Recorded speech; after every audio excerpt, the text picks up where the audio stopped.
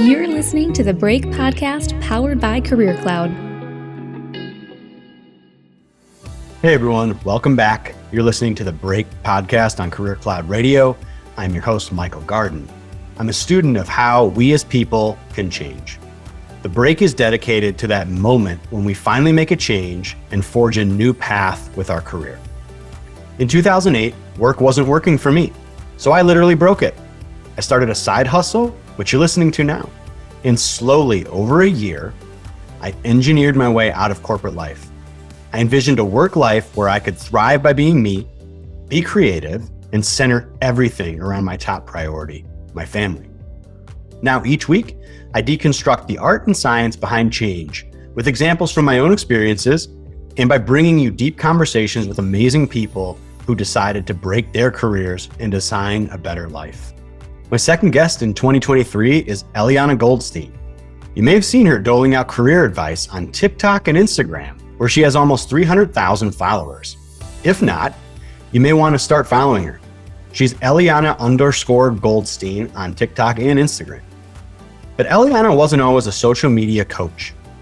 She spent years disconnected in her corporate sales career, where she had a nagging feeling she wasn't living up to her authentic self at work. In a desperate search to find more alignment, a term I talk about frequently, she went to a personal development seminar and had her break moment where she decided she needed a different path, and now was the time to have the courage to do something about it.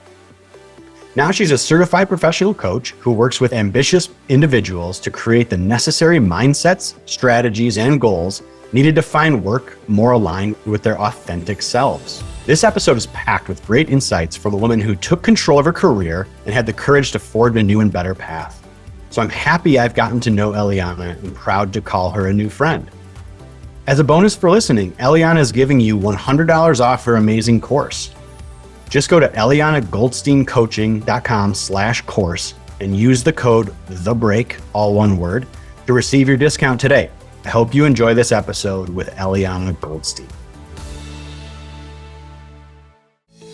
This episode is sponsored by ZipRecruiter. If you need a change and are looking for a new job, or if you're looking to hire for your small business, please check out ZipRecruiter today. Their smart technology matches the right candidates to the right jobs and sends new opportunities right to your inbox. They make finding a job or hiring the right person easier than ever.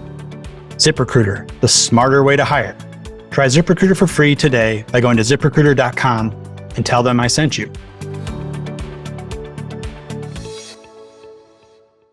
Eliana, welcome to the show. Thanks so much for being here.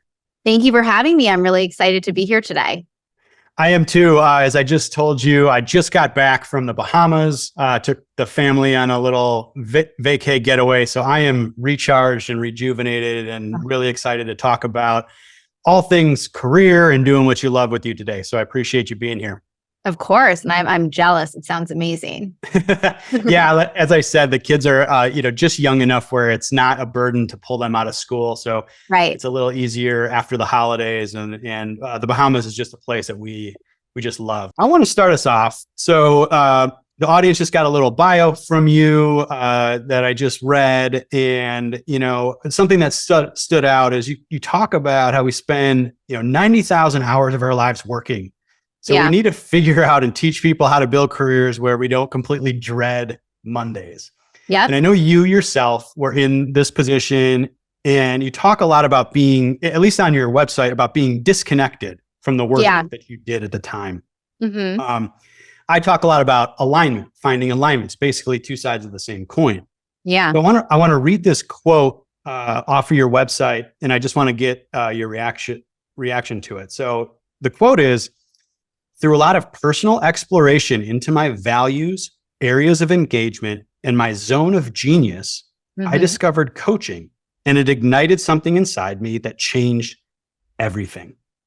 Why is it so important to find the right alignment that ignites you? So I love that question. And I loved hearing that quote read back. I think a lot of the times about alignment, almost like authenticity. I almost use the word interchangeably to a degree.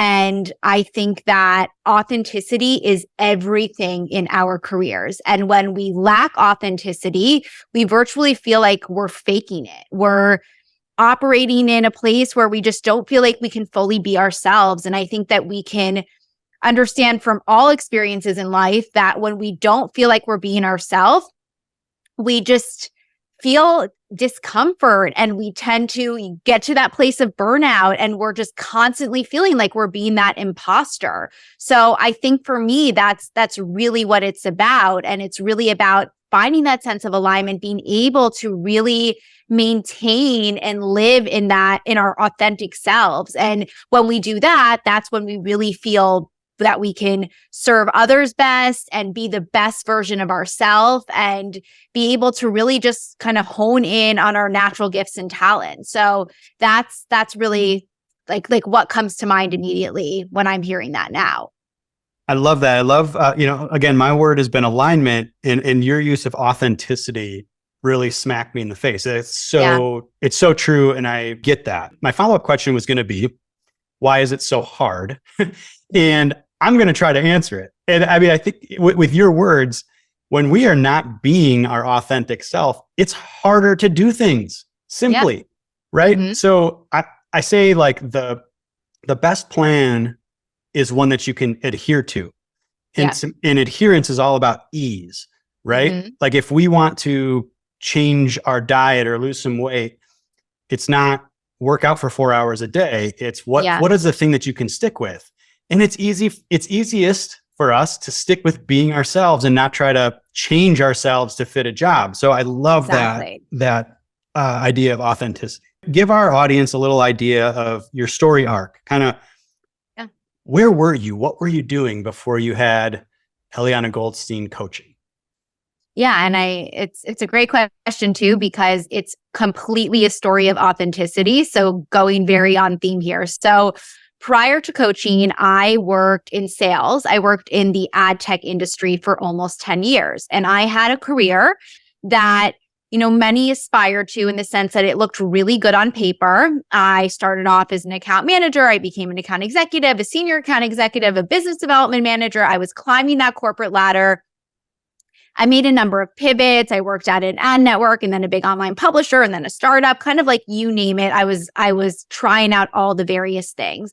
And again, while I felt like this is what I was supposed to be doing, this was the success that I desired, I had the money in my bank account, kind of the story I think a lot of people have, something felt really wrong. Something felt very much out of alignment as I was going through all of this. And I couldn't really figure out what it was.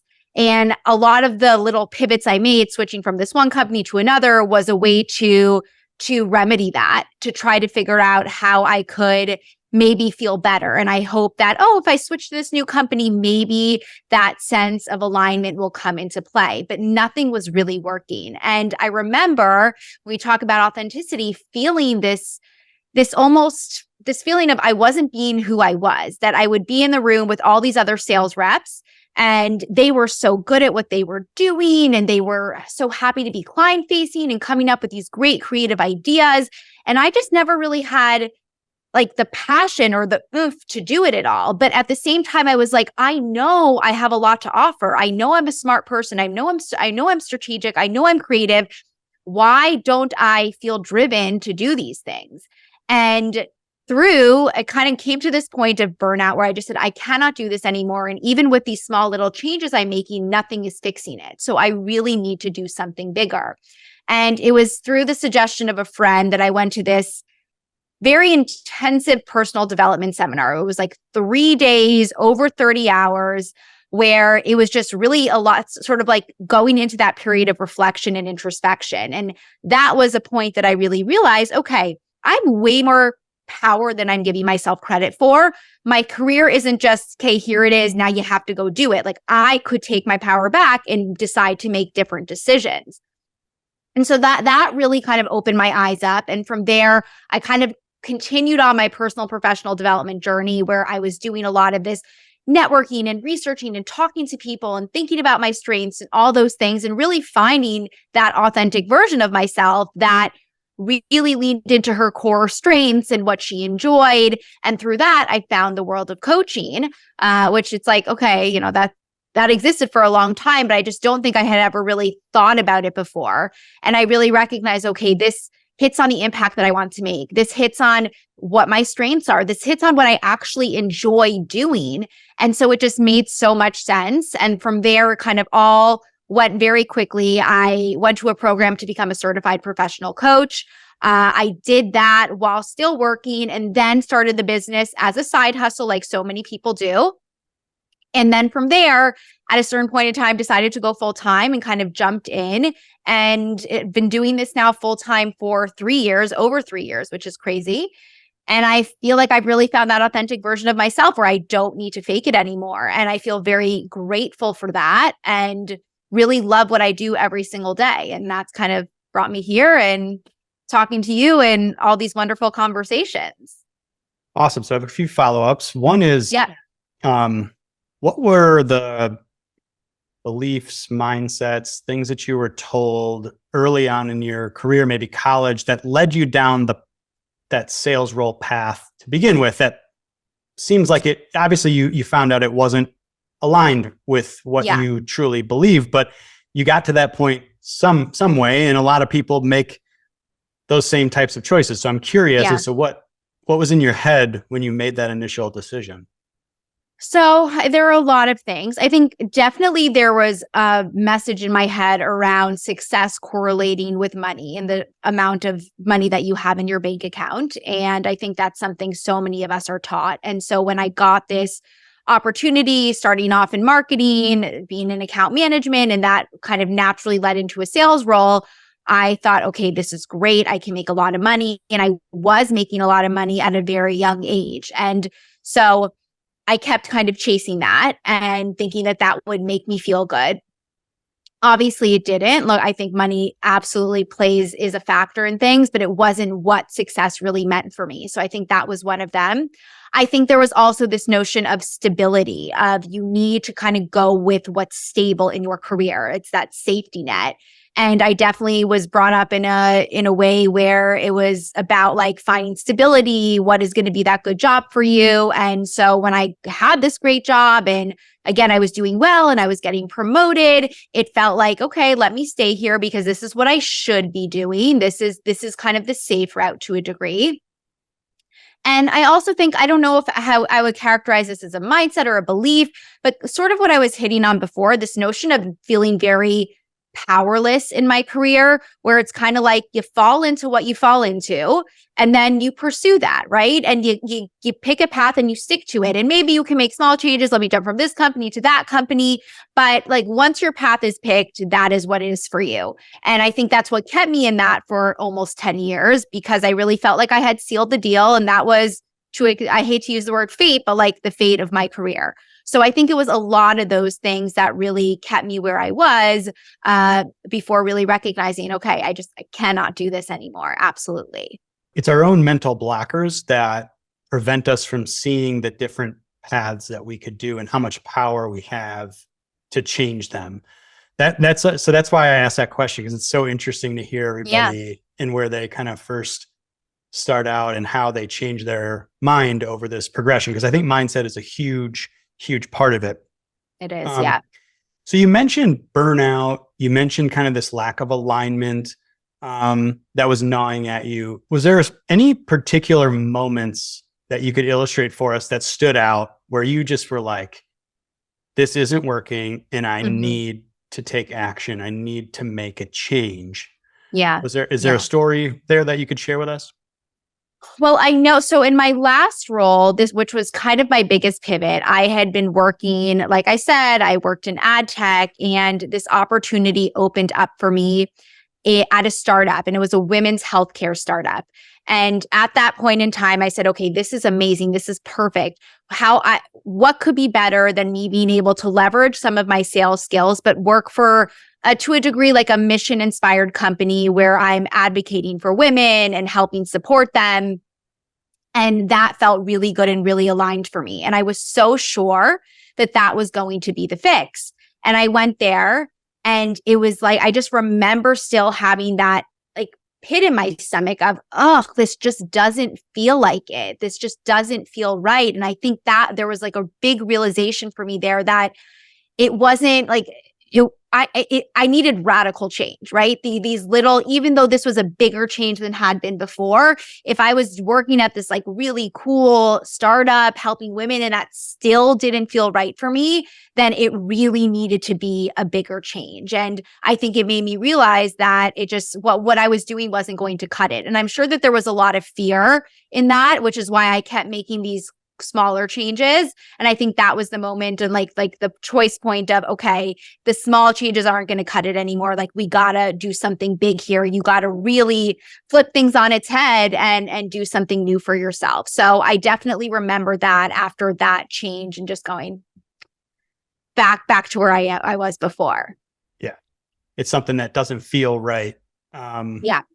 So you spend a lot of time learning, I guess, what you don't want, what you don't like, having this pit in your stomach. You talked a lot about exploration, and I know this personal development seminar that you went to is very intensive, but like, what was the mindset or what were the steps that you went to figure this out? How did you come to like, here's the path that I need to pursue or try? I think a lot of people, they feel what you were feeling, but they don't know what to do next. Yeah, 100%. I think many people feel that way. Absolutely. I think that, and very candidly at the beginning, I really didn't know, but I just knew that it was like about taking action to a degree. I had to figure it out. So I started doing what was already a core skill of mine, which was networking. I knew at the very least that I liked working with people. Like I liked that aspect of sales. And there were parts of my career that I really did like. So it was really figuring out, okay, what are the aspects of my career that I do enjoy? What are the skills? What are the projects what are the tasks that are engaging for me? What I like to think of as areas of engagement that I would like to carry over. And I knew that I liked interacting with people, call it being client facing. I knew that I liked being in front of people, presenting and those elements of things. I loved networking. So I knew that I wanted to carry those over into whatever my future career was. So using that information, I just started having a lot of conversations. And I had at that point in time always thought about the idea of going back to school specifically for therapy, going to get like a master's in social work degree and then become a licensed clinical social worker. So I was experimenting with that. I was talking to people who had done that, seeing if that felt right for me. And through those conversations, it was actually someone who had suggested to me, have you ever thought about coaching? And through kind of learning more about that and what it could offer, I really recognized, okay, this allows me to be people facing. This allows me to get up and present in front of others. It hits on so much of what's important to me. And at that point, it was really kind of a leap of faith. I knew that I could try this out and it might not work, but I had to try it in some shape or form. So I went into that coaching certification program, and that really kind of confirmed things for me because I loved what I learned there. And then I really took it from there. But it was a combination of like reflection on what I had been doing and what was working, then just really having conversations with people. If I hadn't spoken to that person who was like a clinical social worker who had opened her own practice, I might not have really learned about coaching and the options there. So I think it was just a combination of all those various factors that really helped me. A couple of things that you said that I just want to kind of pull out and highlight for the audience. I think number one is just this idea of network. I mean, network, I harp on it all the time. People are probably sick of hearing it, but like that is one of the best ways to sort of expand your luck surface area, as they call it. Like, meeting people, gaining information, gaining signal on different paths, finding opportunities. It's amazing how just reaching out to 10 people and how connections are made, and all of a sudden like an opportunity can fall into your lap. So I mean, that's just something that we all need to be doing well in advance of anytime we actually need something. We need to be building our network.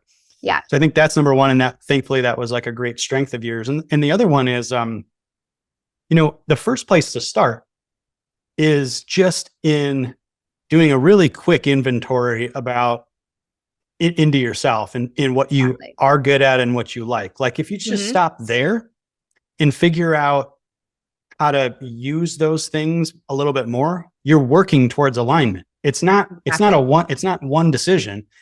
But my example is, people used to always tell me like I was a decent speaker when I got up in front of an audience, and I never really knew like, well, how am I going to use that? I'm a little bit of an introvert, but so I just never figured it out. And through this process of introspection, it's like, well, now I'm hosting a podcast and I'm talking in front of people, and that is giving me energy, and it's creating these compound effects. So it's not that you have to think your way to the solution of your career change immediately. Mm-hmm. The first step to sort of recapturing your energy and redirecting it in a more positive way is just figuring out something that you are good at, that you like doing. Yep. And figuring out how to use that more.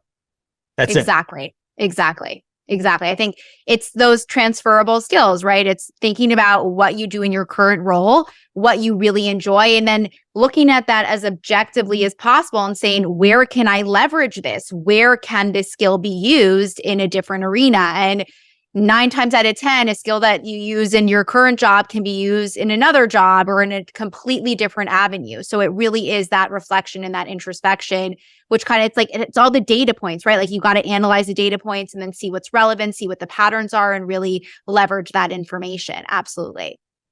Yeah. And this is where I think like the people that say, the people that give advice that are like, find your passion are simplistic and wrong. It's a part of it.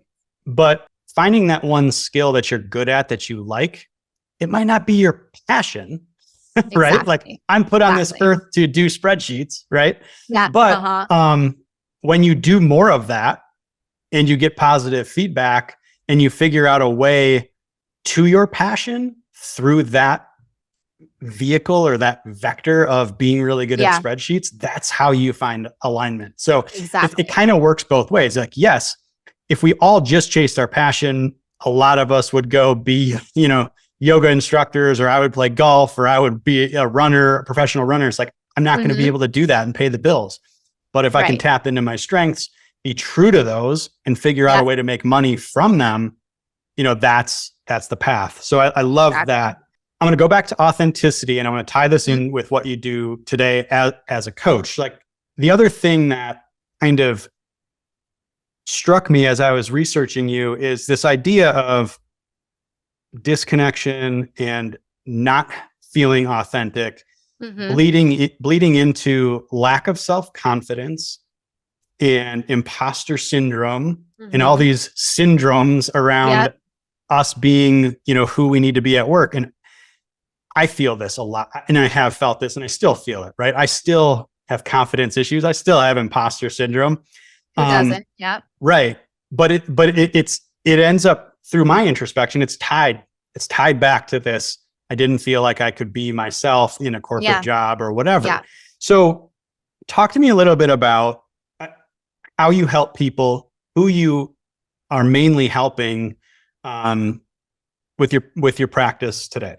Yeah. I know. I love what you're saying too. It's funny. I was just talking about the concept of confidence and fake it till you make it. And I'm a big believer in fake it till you make it, but it only works when you're operating in your most authentic self. Because when I was working I'm sorry, I know this isn't even answering your question, but just picking up on this, when I was working in my previous job, I would have never been able to fake it till I make it because I was already faking it. So I couldn't add on this additional layer of faking it. But now, even in the moments that I feel imposter syndrome or that I have that voice of self-doubt, I know this is what I'm meant to do. I know that deep down, I'm really good at what I do. So I'm able to kind of put on that best face and just say, I got this. It's fine. Put on that fake it till I make it. And then the confidence comes in afterwards. So I'm such a believer in all of that. So in terms of who I work with, going back to that question, so I work mostly with, the Gen Z millennial generation, 20s and 30s, who a lot of them are struggling in the same way that we've been talking about in this conversation, in the wrong role, in the wrong industry, in the entirely wrong career path, and feel like they are faking it and feel like they aren't being authentic to themselves and what their core values are and what their core skills really are. And I always say there's a lot of career coaches out there. And if you're looking for a career coach that's going to land you a job tomorrow, that's not me. I'm not trying to just get you any role. I'm trying to help you really build a career and find the right career path for you, whether that's in your current industry, another industry, whether that's building your business, starting a side hustle, whatever it may be. I really want to help people find that sense of authenticity and be able to build something that they feel excited by and that doesn't leave them miserable. Because as you said in the beginning, we spend far too much of our lives working for it to be that place that we're just constantly faking it. Like, what kind of life is that to live? So that's really kind of like on a broader level whom a lot of my clients look like. I'm glad you kind of touched on fake it till you make it, because I have a love-hate relationship with that term. And I agree with what you said. I think you hit the nail on the head. It's like, you can't fake it until you've kind of figured out where you're going with your authentic self. Yeah. Yeah. Right? Like, it's really hard to fake a massive career change when you don't feel like you have a foundational footing or a good idea of how you're going to fake it, or where you're trying to fake it to, I guess. Yeah. Yeah. So I love that, because I agree with what you said, and that's very aligned with my own experience of, I'm not a podcaster, right? Like, how the heck do I know how to do this? Well, I've faked it because I knew that it was in the right direction, and now I'm better at it, and I've learned a lot. And so you can kind of like use your curiosity along with that path of faking it. So I love that. You're listening to the Break Podcast, powered by Career Cloud. This episode is sponsored by ZipRecruiter. If you need a change and are looking for a new job, or if you're looking to hire for your small business, please check out ZipRecruiter today. Their smart technology matches the right candidates to the right jobs and sends new opportunities right to your inbox. They make finding a job or hiring the right person easier than ever. ZipRecruiter, the smarter way to hire. Try ZipRecruiter for free today by going to ZipRecruiter.com and tell them I sent you. So what are the types of things, activities, problems that you are helping your clients with? Obviously, the alignment issue and trying to figure that out. But even in your own story, you said, like, it's a lot of work, right? And I think that obviously people need a guide through that, but like, what are the types of things that you're working through with clients, and how are you getting them to the other side? Yeah. So in the very beginning, there's sort of two aspects that we focus on. First is really the mindset piece, because we're talking about this, but I think so often with our careers, when we're trying to make a change or we're trying to figure something out, we're so quick to jump into strategy and let me go update my resume, let me do this. But I'm a believer that how confident you are or how lacking confidence you have really impacts every aspect of your job search. So it's really first and foremost figuring out what is hindering your confidence. What are the experiences, the mindsets that have happened to you up until this day that are impacting how you show up in your career and on your job search, and really uncovering that so you can work through those reframes.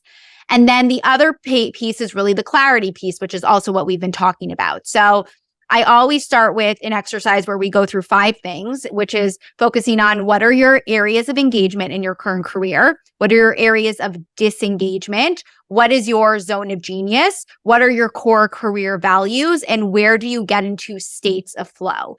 And using that to really uncover information, really, again, it kind of like collect all the data. And then through going through that data and analyzing it, trying to see, okay, what are the patterns that I'm noticing? What are the relevancies here? How can I leverage this information to make a more informed and educated decision about how I go forward? And just through doing that introspection and that reflection, like, there is such an abundance of information that is out there. Just today, I was working with a client and they were wanting to go in this one direction. Like, they were targeting customer success, which is obviously such a common and popular field right now. And I was kind of like, okay, you know what? If that's what you're thinking, that's fine. But we started going through all of this. And I said, is customer success really what you want to be doing? There's no mention of building rapport or wanting to be client facing in any of where you're engaged or anything like that. And through that, we really recognized that this was someone who's like a teacher looking to kind of pivot from teaching a little bit, that some type of role in instructional design or learning and development would be a lot more aligned. So I just say that as an example because sometimes we kind of like force our way into something, or we make these assumptions without really reflecting on those 5 various areas, and they can really hold a lot of the information in the clue. So that's a big thing that I do with my clients before we really dive into the more typical job search strategies. I love that example because it's cart before the horse, right? It's like sometimes people come in and they're like, well, I don't like this and I'm pretty sure I'm going to like that over there. Yeah. But there's nothing really connecting it. You need a process. You need to pause a second and do some discovery and make sure and get those bits of information. Talk to the people that you need to talk to. Do a day in the life of. Do all of these different things to increase your odds of being right.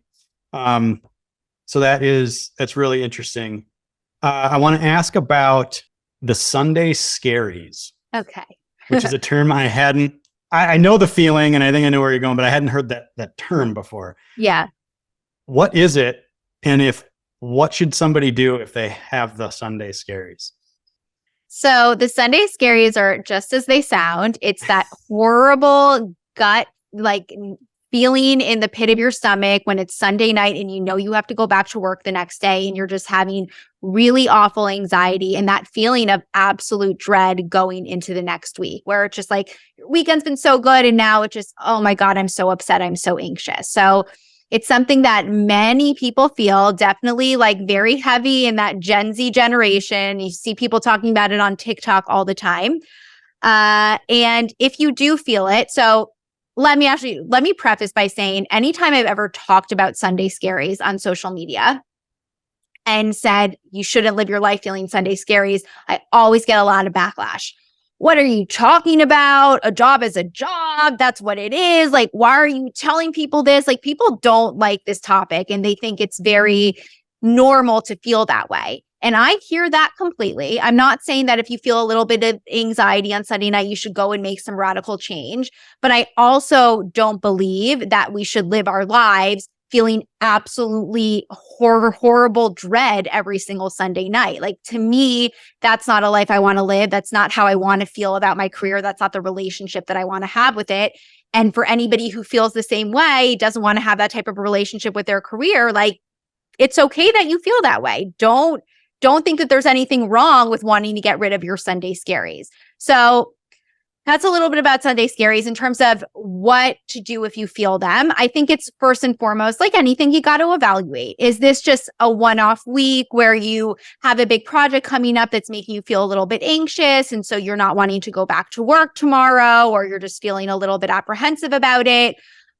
Or is it just kind of like, you just feel a little bit of anxiety in your stomach because you just had this great weekend and you're like, okay, I don't dream of labor. I'm not super stoked for the week. Versus, are you in this place where like every Sunday night you have really debilitating anxiety, you're extremely anxious, you don't sleep well that night, you're having all these like horrible feelings. Like, if you're feeling that consistently bad every single week, that is a clear sign that it might be time to look for something else. So I know I said a lot there, but it's a topic that I hear a lot about and that I get a lot of reaction to. So I wanted to expand on it a little bit more. I had the Sunday scaries really bad early in my career. And it was one of those things. I think like I was a really logical guy. I would talk myself out of it, tough it up, right? Yeah. But it was so consistent, that, it was telling me something. And so I think my advice along these lines is note it, journal it, tap into your feelings with it, right? Yeah, you can get over some of it's just normal. Yeah. But if it's really bad, like mine was, where it's going to sleep with heart palpitations and it was easy, I was grumpy and all that kind of stuff. Like, you shouldn't have to. There are plenty of options out there in this world for you to earn a revenue stream. Yeah, exactly. That you and won't give you that feeling. So So tap into it. All right. And then since you went to, you referenced social media, you referenced TikTok. I got to ask about career advice on TikTok and Instagram, right? Like I am not a social media guy. I don't know. I'm not super good at it.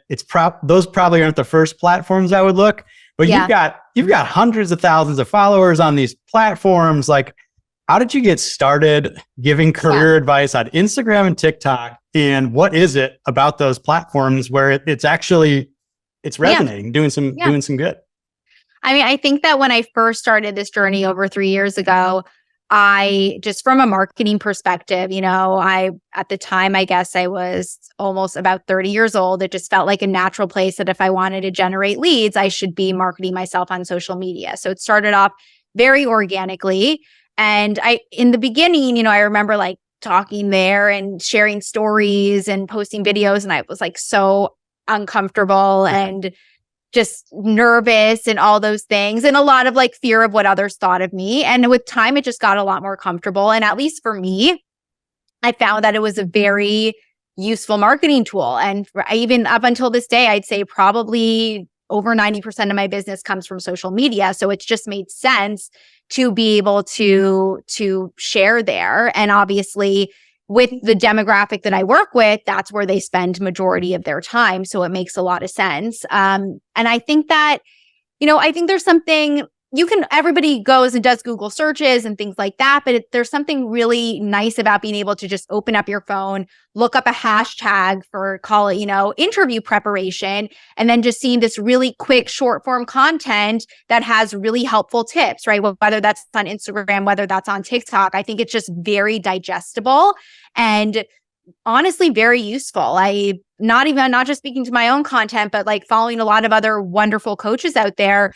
There's just really, really helpful tips and you can learn a lot. And I see all the time, like people will comment, I used that tip from your last video and I got an interview or I got an offer. So obviously that's super rewarding. And obviously this content's also free. So always consuming free resources in your career is going to be really helpful. But I love it. I think I've gotten a lot better at it over the years, but now I really enjoy it. And it's a really amazing community where I get to, connect with people directly. And that's always really, really fun for me. So I hope to continue growing there. I love it. I've never been on TikTok. I'm old, I guess. But, I'm also I think TikTok too, honestly. So I hear you. I think that community aspect is nice. Definitely, where people can consume in short form, reach out, ask questions, and there's more of a dialogue there, which is definitely interesting. So to our audience, if you are a TikToker or an Instagrammer, follow Eliana. We'll give out our handles here at the end. So I'm going to move on to our rapid fire questions real quick. Okay. Okay. So I think you've got these. You're prepped. You're prepared. So I'm going to just hit them. Okay. All right. Is there a recent author, thought leader, or influencer that you've recently come across that has caught your attention? So I might not have recently come across them, but two massive thought leaders that I really love, Mel Robbins and Marie Forleo. I live and breathe everything that they put out there. They're such idols of mine. And if you don't follow them, definitely do. They're just so inspirational and wonderful. So those are two of my absolute favorites. What was the second one? Who was the second one? Marie Forleo. Give us a 30-second on what they do. So Mel Robbins she's really like an inspirational speaker and definitely a massive guru in the personal development space. And I kind of see her as almost like a female version of Tony Robbins, but I just think she's super wonderful and relatable. And Marie Forleo started off as a life coach. Now she's more of, I would say, a business coach, but she has this kind of tagline of everything is figure outable. And it's a book that she wrote. And I love that saying and I apply it to a lot in my life. And I just think I see her as also very great for the millennial Gen Z generation. So that's my quick elevator pitch on that. All right. A book you're reading now or have read recently that has influenced you?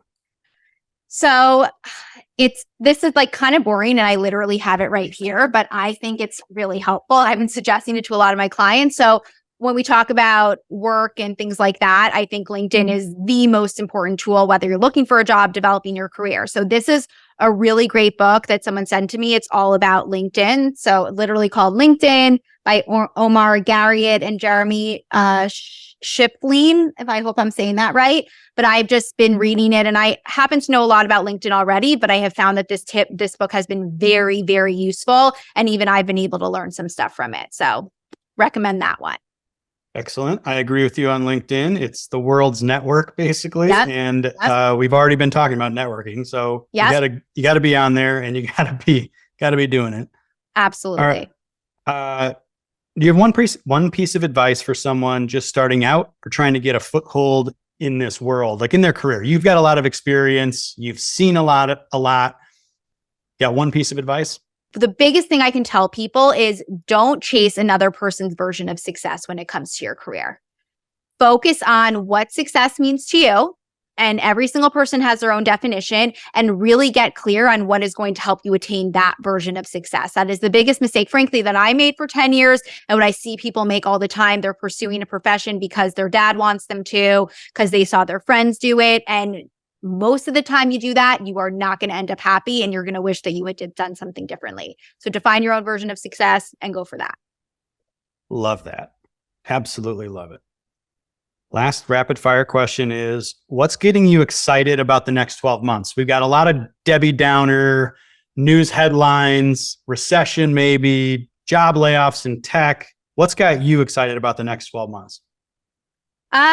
Personally, I'm really excited. I think this is going to be a really, really big year in my business, and we're bringing on new team members to really help people. But I think that I think the shifts that we're seeing in the workplace, I know there's a lot of layoffs happening. It's horrible and all that goes along with it. But I just think that the workplace is also shifting, right? As we continue more into remote work and various options there. And I think that there's just more power coming to employees. Maybe other people don't feel that way, but I really do. I think that a lot of these shifts are just going to kind of put power back into the hands of employees. And if you get laid off from your job, while I know it's terrible, always remember that it's a redirect and that there are so many other opportunities out there. And with social media continuing to grow in TikTok, I think there'll be opportunities to find jobs through social media and through creators and through networks there. So I think that there's a lot of opportunity on the horizon if you kind of just focus on the good aspects of things. Excellent. That's great. Yep. I agree. Power is coming back to the employee, it just in terms of how, when, where to work, just speaking up and voicing. Yeah. If we can get more people to just voice what they're good at, if we can align more with that, I think we're going to essentially allocate our labor resources a lot better. We're going to have a lot happier people. So I love that. Agreed. You're listening to the Break Podcast powered by Career Cloud. This episode is sponsored by ZipRecruiter. If you need a change and are looking for a new job, or if you're looking to hire for your small business, please check out ZipRecruiter today. Their smart technology matches the right candidates to the right jobs and sends new opportunities right to your inbox. They make finding a job or hiring the right person easier than ever.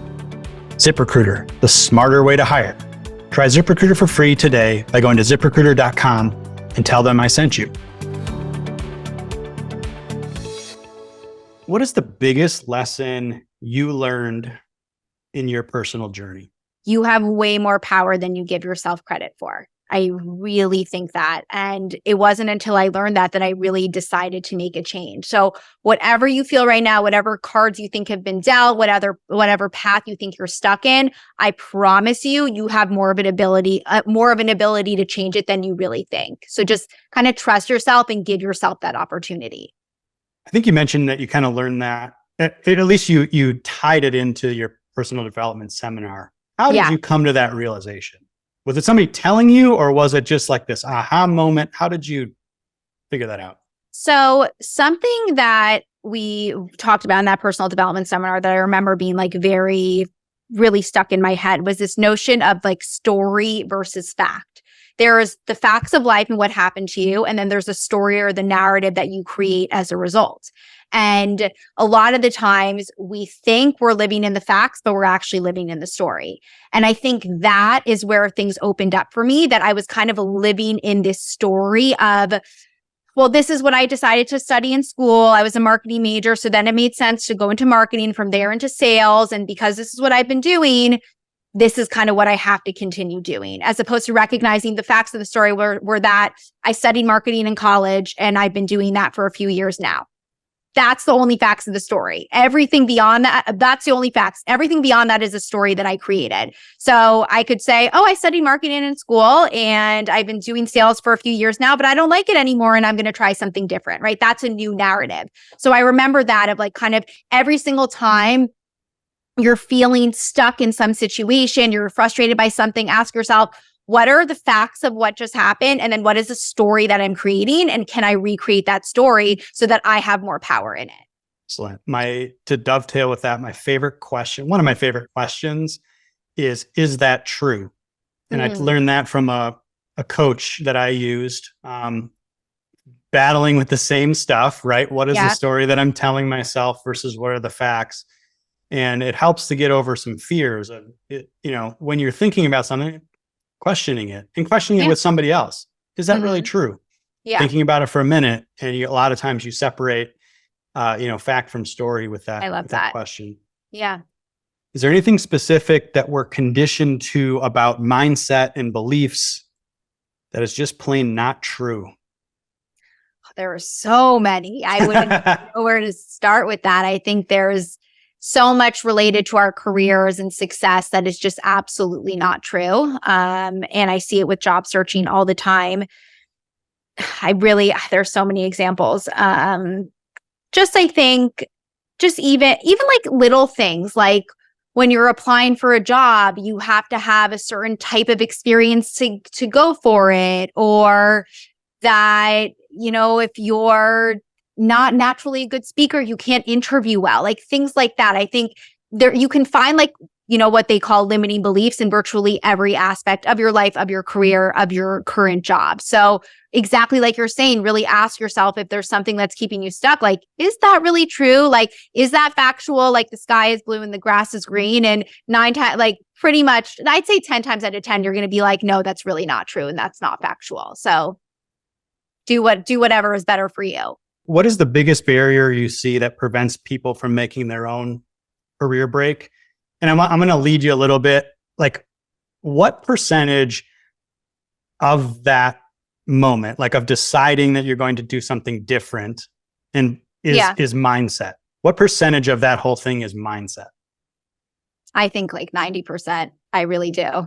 I think so much of it is rooted in what you think you're capable of and what you're not capable of. Because most things other than, going to med school or needing to be a lawyer, like where you need certain schooling and degrees, most things you kind of can figure out on your own and you can make it happen, but you don't do it because you have this self-doubt or because you think it's too hard. And I really believe that most of that is rooted in your mindset. And even if you do need like the schooling, okay, who's to say, okay, so you go for it and you do it, right? I'm such a believer that everything is mindset based, which is why like I start with all of that before I dive into job searching when I work with anybody. I agree with you. But I'm fighting the past of me, the past version of myself that was so logical and tactical. And I struggle with talking to people about tactics versus spending a lot of time on mindset. Which is kind of hard to define. Like, when have you gone through that? But from my own experience, the big moments of impact in my life have all come through some just aha mindset shift. So that's like really hard to sort of convey to people that like it's true. Yeah, exactly. It's like it's not everything, right? There's a lot of tactical elements. There's a lot of, step-by-step strategy that you need to put together. But I always say to people, like, you have to think of your mindset as the foundation, right? And if you're building a house and you have no foundation, the house is going to collapse. You can put all the strategies in place and, the house takes up a larger piece than the actual foundation does. But if the foundation's not there, it's going to crumble. So you have to start with that, and then you can move on to all the tactical pieces, but you need that there from a foundational perspective. Yeah, I think, and I think one of the ways that I've tried to talk about it is Warren Buffett has this concept of circle of competence. So like really knowing the edges of your competence, and he means it in a literal like sense, but I think to me, it's knowing the edges of all of your advantages and your beliefs about yourself as well. I would lump in there. Yeah. And then once you really are sort of foundationally aware and confident in those, it doesn't matter how small that circle is, it only matters in like how confident you feel about those. Then you can start to make that bigger and explore the edges in a way that's sort of directionally pointed towards where you're going. Yeah. So it's a little bit of it, and I think it comes through that introspection. Yeah. Because the best decision that you can make is which game you're going to play, right? Mm-hmm. And I think to your point, it's like most games or careers, right, take a lot of the same skills, right? Judgment, speaking, whatever it might be. Like you can figure out a way to have success in virtually any industry, or job function, but understanding who you are, coming back to that authenticity, right? Like that's the foundation, that's the circle of competence that you can then build off of. And all it is figuring out where you're going to roll that circle, where you're going to roll that ball, which direction. So I love that. I agree. I love this whole theme of authenticity that we came up to. Since you're blowing up TikTok and Instagram, I want you to tell people where they can all find you online, find out more about your coaching program, your services, social media, give them the whole gamut. Yeah. So you can find me on Instagram and TikTok. It's literally just my name, Eliana_Goldstein. And I think too, or if you're more of like, a website type person, if that's more your zone, it's just ElianaGoldsteinCoaching.com. But I love engaging with people over DMs and all that good stuff. So definitely find me there and shoot me a message. And I've recently discovered that she is creeping into LinkedIn with all that good content as well. So you can find her there. I should mention LinkedIn, of course. Yeah. Eliana Goldstein on LinkedIn. I post there as well. And I'm there too. So whatever is most comfortable for you, I'm probably there. We've connected on there and had some good conversations already, and I hope to continue that. So, Eliana, I really appreciate you being here, sharing all of your experience and knowledge with our audience. I really appreciate the time. Thanks so much. And want you to have an amazing rest of the week and weekend. Thank you. You as well. And thank you for having me. This was great.